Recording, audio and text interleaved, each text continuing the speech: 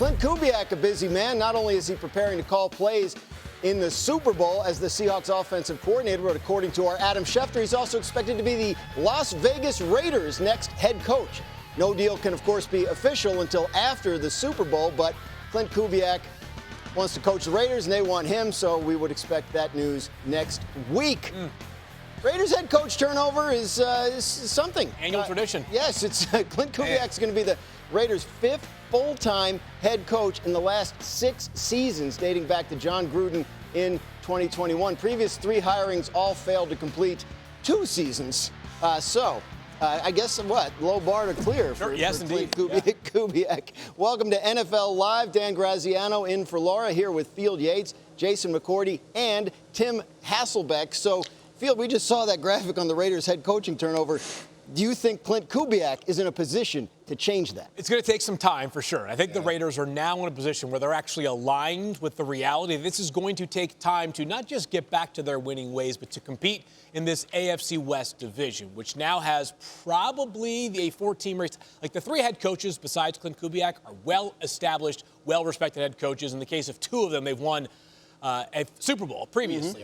What I like about this more than anything else is the potential pairing. It's not potential. It's the eventual pairing of Fernando Mendoza and also Klint Kubiak. One of the quarterbacks that I have used as a comparison for Fernando Mendoza throughout this draft process is Sam Darnold. These guys who want to play hard, play-action pass. These guys who have all-field accuracy and powerful arms. Functional athletes, not dynamic athletes that you're worried about running the football 12 or 14 times a game, but guys that you can move the pocket with. And as we saw in the national championship game, a guy in Fernando Mendoza that, when called upon, can do some damage with his legs. That quarterback draw, one of the iconic plays of the past college football season. You've got a young head coach. You've got a young quarterback. There's going to be some self-scouting here right now for the Raiders that we want to get to where the Chargers and Broncos were and where the Chiefs have been for about a decade. But now we're on the same timeline. Last year when you hired the oldest head coach in NFL history in Pete Carroll, you said, we want to compete, and we want to compete sooner rather than later. This hire suggests they're ready to be patient going forward. And then you look at it, you mentioned Mendoza, and you love that pick for you compare him to Sam Darnold. Now, Kubiak's getting ready to have Sam Darnold play in Super Bowl 60, and it's a guy on his 15. So understanding and knowing what you need to get out of the quarterback on the offensive side of the ball is tremendous, and it's a pairing that you love. I think for the Raiders organizationally, as you look at their roster, there's a lot of shortcomings. So how do they figure out a way to fill that void? Are you able to trade a Geno Smith for something that you can get back? You look at Max Crosby and everything that happened at the end of last year where they were tanking in a sense of trying not to win those games at the end. Crosby didn't take well to that. So is Crosby a guy that you potentially try to move to get more draft picks to try to get more talent? Because what Kubiak's walking into, you have Ashton Genty in the backfield. You have Brock Bowers. Beyond that, the cupboard's kind of empty, and that's also on the offensive line. So how many more weapons can you get for him on the offensive side of the ball? And then defensively, how can you fill some of those patches to go out there and be competitive? Because in that division, you're going to have to do something to hold up with Harbaugh, Reed, and those guys, Sean Payton as well, to try to hold your own. It's a competitive division, and so the reality is it's going to take time. It's going to need to be patience, and I think that's part of the reason we're looking at a young head coach now versus obviously the point Field made about Pete Carroll being gone. And I think the other aspect of it is while we have seen rookie quarterbacks come in and have success quickly, it can also take some time. And so the idea that Kubiak is coming from a tree that is basically a West Coast offense-based tree. A lot of pure progression stuff, a lot of move the pocket play action stuff, something that's kind of been tried and true and proven in the National Football League. I think that there'll be, or at least in anticipation of, a little bit of patience, a little bit of understanding of what they are dealing with now. And that's kind of what this feels like in terms of age of the head coach and move that you'll be making at quarterback. They'd love to get back to the playoffs and win a game. Last time the Raiders won a playoff game was 2002. Second longest active drought in the league. We talked about all this turnover for the Raiders at head coach. How about this for Klint Kubiak? This will be his 6th different job with a 6th different team in 6 years. That's something. He has been well-traveled as an assistant coach recently, rising through the ranks, now settling in, well, soon with the Las Vegas Raiders. Maybe Klint Kubiak and the Raiders are a better match than we even realized, given all that change. New on NFL Live from Adam Schefter. Ravens are expected to hire Dolphins defensive coordinator Anthony Weaver as their new defensive coordinator. Weaver worked for the Ravens from 2021 to 23 in assorted roles, including assistant head coach. New on NFL Live, the Rams have signed contract extensions with head coach Sean McVay and general manager Les Snead. So McVay has a new contract. He's going to need a new offensive coordinator because Rams offensive coordinator Mike LaFleur has been officially hired as the Arizona Cardinals head coach. Sean McVay asked about that today. He had this to say. You're really happy for Mike. You know, awesome opportunity, and shoot, we'll get to see him twice a year now. So happy for him. I did think that this was something that could occur. It never fails. Every time me and my wife go on vacation, somebody's usually getting a head job, and then I'm spending too much time on my phone. But Mike did a great job, and really appreciative of him. And I think I was able to be a better head coach because of the contributions that he and our offensive staff have made over the last couple of years, and we're looking to continue that. You know, Mike was a tremendous contributor to us. Cardinals have the 3rd overall pick in this year's draft and around middle of the pack when it comes to cap space. LaFleur is going to have to answer a lot of questions ahead of the draft, most notably what the future holds for Kyler Murray at quarterback. Tim Hasselbeck, do you like the hire for Arizona? Yeah, I think much like, when you look at, the coaching tree that people have been attracted to, right? It's you think we're just talking about Klint Kubiak. It's kind of a similar thing. West Coast roots in terms of the basis of, the offenses that have been run and the experience, that LaFleur has. And so I think, and then Mike LaFleur has. And so I think when you look at all of that, it makes sense. Now, I think that there's going to be some challenges. You had them up on the full screen there. You start talking about who's the quarterback going to be, and then how do you get the quarterback if he's not the guy that's on your roster right now in Kyler Murray, which is kind of my anticipation at this point. So yeah, I think it makes sense. I think this is a tougher job than people realize, even though there is some talent there because of what you have to do to try to acquire the quarterback of the future for you. Tim, this is a tough one here. So Mike LaFleur is ready for this job. He has been, I think people have had him as a potential head coaching candidate for quite some time. But think about the division he walks into right now. Yeah. The rest of the teams in the division went at 38 combined wins this past season. The Seahawks, the 49ers, and the Rams all won at least 12 games. The Seahawks, of course, are playing in the Super Bowl right now. And you mentioned it, Tim.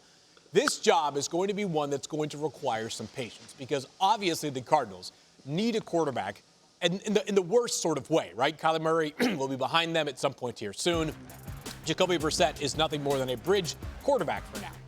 Where do you find that quarterback this offseason? They're picking 3rd. They will not be able to draft the quarterback at the top of the draft, or else they will be overdrafting a quarterback at the top of the draft, in my estimation. Is there a trade target? Is there a free agent target? There is no Sam Darnold in this year's free agency class like there was last year. The Jets and the Cardinals, picking 2 and 3, have to be incredibly methodical about addressing this quarterback spot this offseason because while they are buyers, this is not a buyer's market. So I just hope that Arizona is prepared for what could be a multi-year process to get back into the NFC West mix. I don't want to fast forward past the flex by McVay as he looks like he's in a beautiful surround. Yeah. He talked about being on vacation with his wife and somebody's always getting hired off his tree as if that was just nothing. So congratulations to him and his tree and all the coaches. But as I look at LaFleur, you mentioned it, the quarterback situation is huge. Jacoby Brissett is that bridge quarterback. He's also a veteran in the room. So when you talk about where that next quarterback is going to come from, if it's not this offseason, to me, you roll with the veteran, a guy that people within that locker room will follow behind because he's the guy that was there with Drake May a year ago in his rookie year. He was with Tua Tagovailoa as a young quarterback in Miami as well. So he has a ton of experience being that bridge quarterback or being the veteran presence for the offense. He was also in Cleveland when they had a lot of things going on with Deshaun Watson. So for LaFleur, you look at this offense, Trey McBride as a tight end. Look at what he's just come from with McVay and what they were able to do with all of those tight ends there. How do you find a way to be competitive early on while you're waiting for that quarterback of the future to be available? available. The league's top playmakers in a 7-on-7 flag football showdown in a fun, competitive format that showcases elite talent. Speaking of elite talent, our Michelle Beisner-Buck is there and caught up with Falcons running back Bijan Robinson. Your second consecutive Pro Bowl. What does it mean to you to be named to these games, especially when you know that the fan has got a vote in it?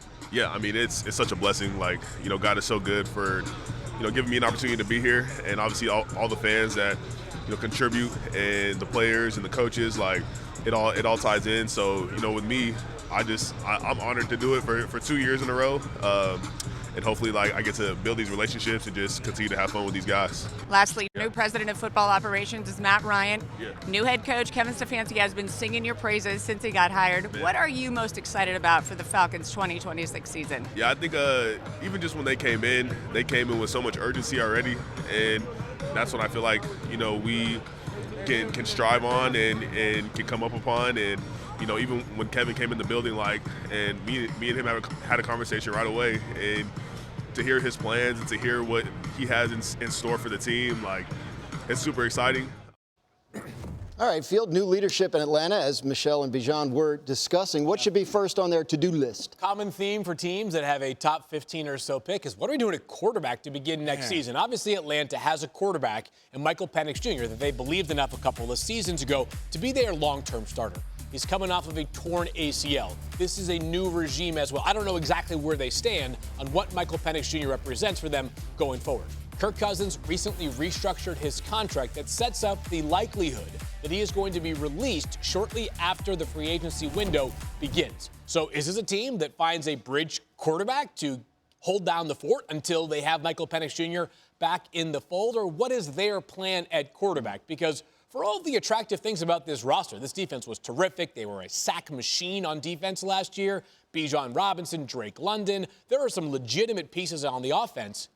The quarterback is going to be the straw that stirs the drink. And perhaps they have the right coach for the job in Kevin Stefanski, because he's been living that reality for like a half a decade now, right? Everything but the quarterback in Cleveland. I think that's the scary thing as you look at this, because he is walking into another situation where who is their quarterback going to be? Is there a veteran that they're able to find if Kirk Cousins is walking out the door? But I think beyond that, if you're an Atlanta Falcons fan, you're excited about the future because you look at the structure of the organization. You're like, all right, you feel like you're moving in the right direction. Matt Ryan comes in to be president. You hire Ian Cunningham to come over and be your general manager. And then so far, Stefanski going out, getting Tommy Rees and Tanner Eggstrom, adding people, Alex Van Pelt, to this coaching staff that you've seen have had success in other places. That gets you excited because you mentioned some of those weapons. We're talking about, we're seeing right there on the field, Bijan Robinson on our screen, but then also Drake London, figuring out what you're going to do with Kyle Pitts, if you're going to bring him back. Those are guys that you can go win with, and actually having your defense come back. All of those young guys, the guys on the outside, the two edge rushers, having really good, solid years starting off, getting Jeff Ulbrich to come back in that building.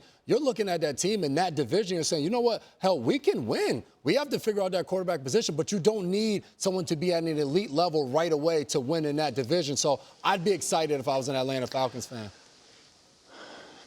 Yeah, I agree with Jim Mack, and I think the other part about it, when you look at it, it's like you mentioned the talent on the roster. I think there's a lot of talent on the roster. You got to figure out quarterback, and I think because of, if you just think of the, I guess, perspective that Stefanski is coming into this job with, look, he had everything but a quarterback in Cleveland, and it didn't work. And so I think when you come with that perspective, I think you've got to be willing to take a risk and somehow swing big to try to fix that problem. And so, it's just kind of interesting with Cousins, restructuring his contract. He actually be the perfect bridge type of guy.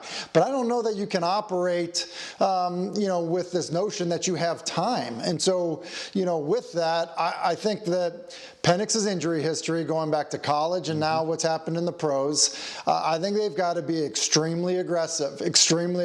And look, I don't know what that looks like, and I don't, the names that'll be out there, aren't going to be names that are going to excite everybody, but, maybe it's Mac Jones, maybe it's, maybe even things like Kenny Pickett and else, and things like that. But like the reality is you have to do something. Otherwise, what happened in Cleveland is going to happen all over again in Atlanta. John Harbaugh was on the Howard Eskin show this week and had this to say about competing in the NFC East. Quote, You've got to build a team to beat the Eagles. Yeah, you've got to beat the Commanders, you've got to beat the Cowboys, but the Eagles are the champs, you know? So we have to build a team specifically to beat the Eagles. Everything we do, every practice, every film session, we will be keeping that in mind. I mean, you better be focused on that or you have no chance.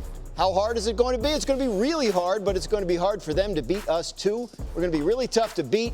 Good luck with that, and we'll see how it plays out. Eagles back-to-back division champs. Tim, you like hearing this from John Harbaugh? I do like it. I mean, he's not as interesting as Matt Collins, but I do like the comments here because I think it gives a clear direction of, you know, what the goal is. Look, any team I was on, the number one goal ended up being, hey, let's make sure we win our division first. And Philadelphia has been the team down. And so I think when you look at this, it's a clear directive of we're going to build our team to be able to deal with the Philadelphia Eagles. That's going to be our mission. That's going to be our goal. That's the directive to everyone in the building, and I think that it's good to have a message like that. I'm sure, you know, Dallas and Washington will have it as billboard material, but your bulletin board material. But ultimately, I don't think that matters. I think it's clear to say, hey, and quite frankly, it's probably what he, you know, how he approached it in Baltimore to say, look, Pittsburgh's the team that we need to deal with. That's the team we need to beat. He was able to do that, and I think that'll be the plan in New York.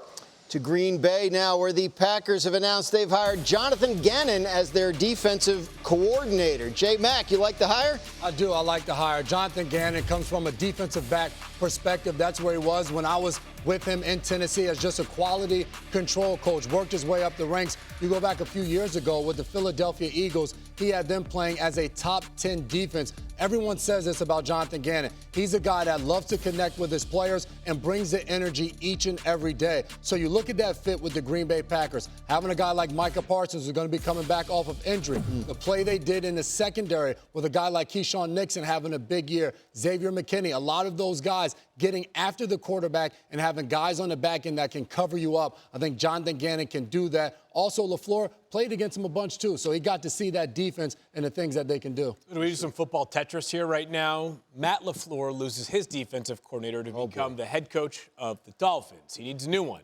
He taps into Jonathan Gannon, who was available only because he was fired by the Cardinals, who then replaced him with Matt LaFleur's younger brother, Mike LaFleur. Former Falcons coach Raheem Morris has found a new home. He was named defensive coordinator of the San Francisco 49ers, joining up with Kyle Shanahan's staff out there in San Francisco. So we're seeing a lot of these head coach coordinator roles filling up. Speaking of, new on NFL Live from Adam Schefter, Denver's passing game coordinator Davis Webb has reached an agreement to become the Broncos' offensive coordinator. Webb interviewed for 3 head coaching jobs during this cycle, had other offensive coordinator opportunities, but opted to remain with Denver. Pro Bowl week is here. See the league's top playmakers in a 7-on-7 flag football showdown in a fun, competitive format showcasing elite talent. Our Michelle Beisner-Buck is there, caught up with Bills tackle Dion Dawkins.